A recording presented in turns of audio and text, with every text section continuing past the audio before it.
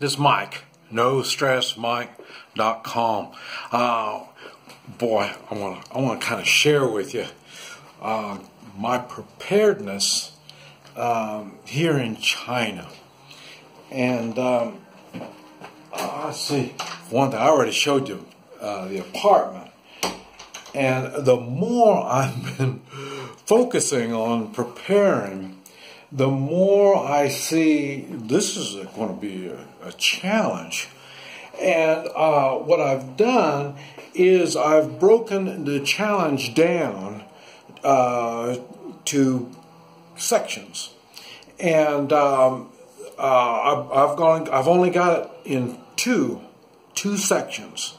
One is we're in our apartment. It's a I don't know if you can see it out there, but we're in a high-rise apartment, and we're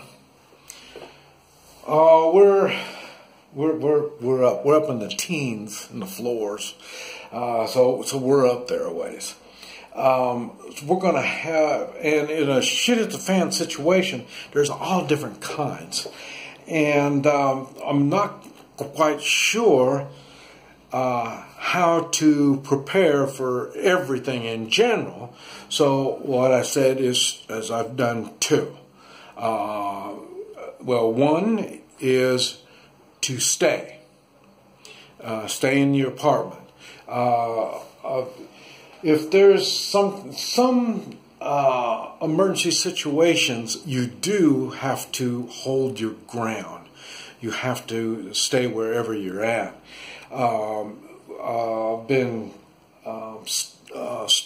I've got water and food for probably about a week here in the apartment, and so we can stay here. The two of us can stay here for about a week. Okay, so that's one option, and then the other option is to leave, and so that brings us to different problems. And then, so to leave, I broke that down into two sections.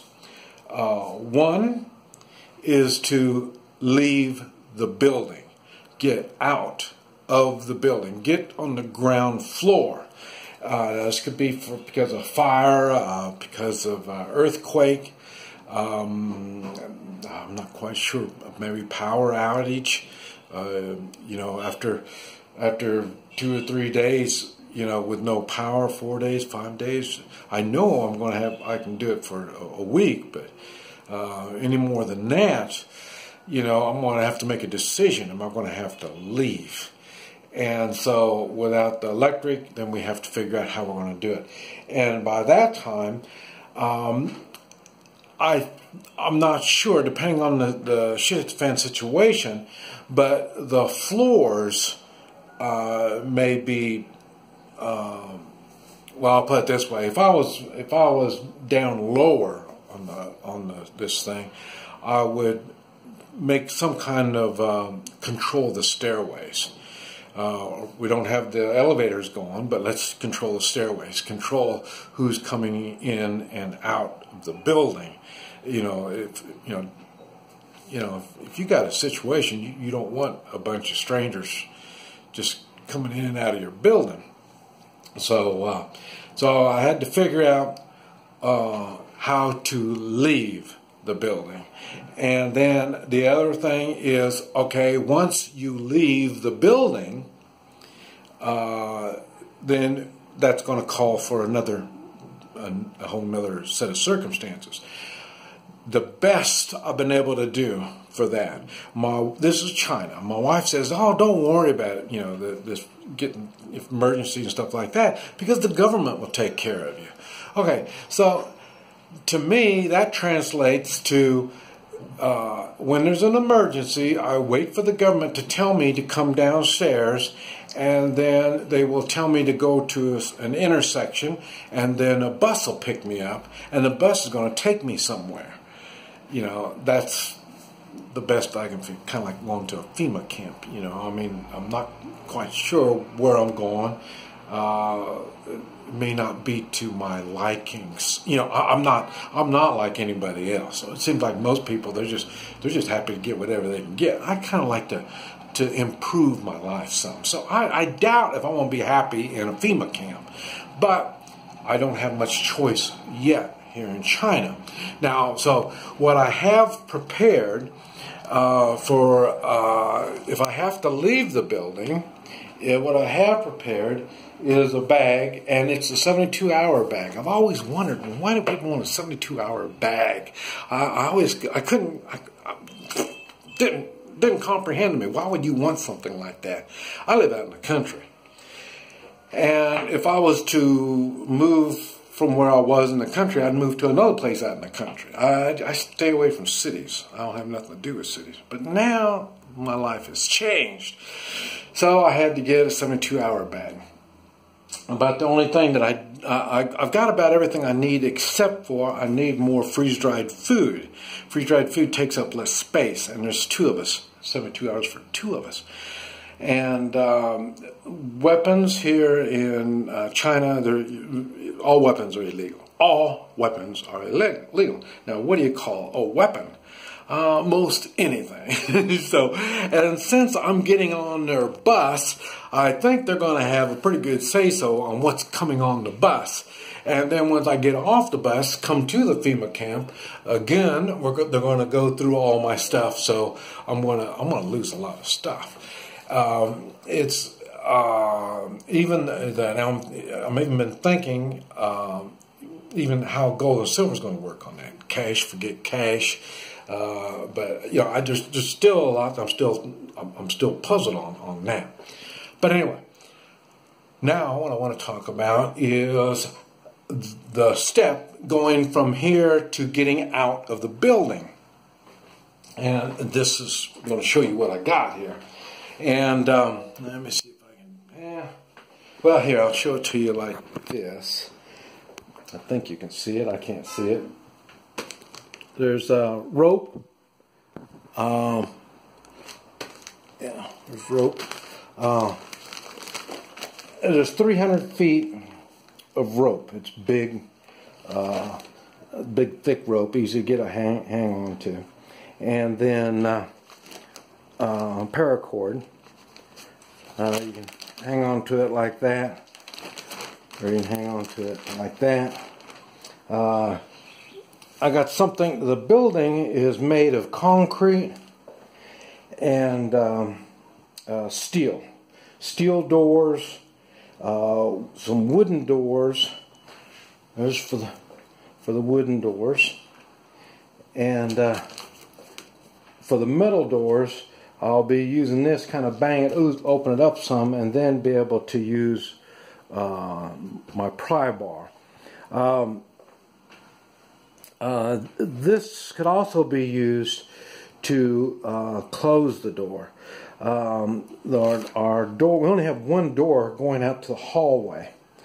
So the only thing we can do is tie on to that, to the doorknob, and pull it to be able to keep it closed from the outside in case somebody wants to get in.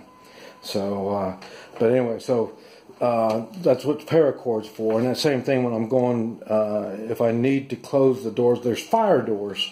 There's a lot of things I'm not, like I say, I'm not familiar with, because I'm, like I say, a country boy. But they have a lot of fire doors. And some of these fire doors are like, what do you call it? Like a garage door. It rolls up. And as it rolls up, let's move this stuff over there a little more. As that stuff rolls up, I say I'm not familiar with all this kind of stuff, but I would say what they're doing is they're trying to limit the airflow into the building. So that's what a lot of these things are for.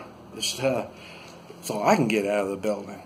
Now, Another thing is the pry bar. It was funny. My wife, she's just going crazy. What am I doing with all this stuff? All the money you're spending on all this stuff. We don't need it. Yeah, you're right. I get a lot of stuff that I hope I'll never have to use. And so this is a pry bar, and I put duct tape around the ends. Enough where I could, you know, especially when I've got gloves on, it's enough where I can hang on to this thing. Because like I say, it's for prying, yeah. So if I can bust it up enough where I can get a gap in it, then I can go on and either use the point or use the other side and be able to do some opening. The duct tape is also good for, you know, if you got to seal holes and stuff like that. And in my bag, I got a lot of duct tape in there. So, but anyway. These are some of the tools that I've got access to. And another thing that I never thought about until, you know, I got all my tools and I thought, hey, good, I can bust my way out. I started looking, and we got a little small apartment, and in all this, I believe there's one wall that goes to the hallway, and one wall maybe going to the neighbor, maybe, and that is it. And that one wall going to the neighbor's in the kitchen, so it's going to be a little tricky. So these are a lot of things that I've never even thought about. I thought, oh, I can bust my way out of this place, and no, I can bust my way out into the hallway maybe, but that's the only one I know of for sure. So, now can I make it once I get in the hallway? Man, there's a lot of things I've been thinking about that I don't like thinking about. And I still don't understand how people can live in the city and live in these apartments. Man.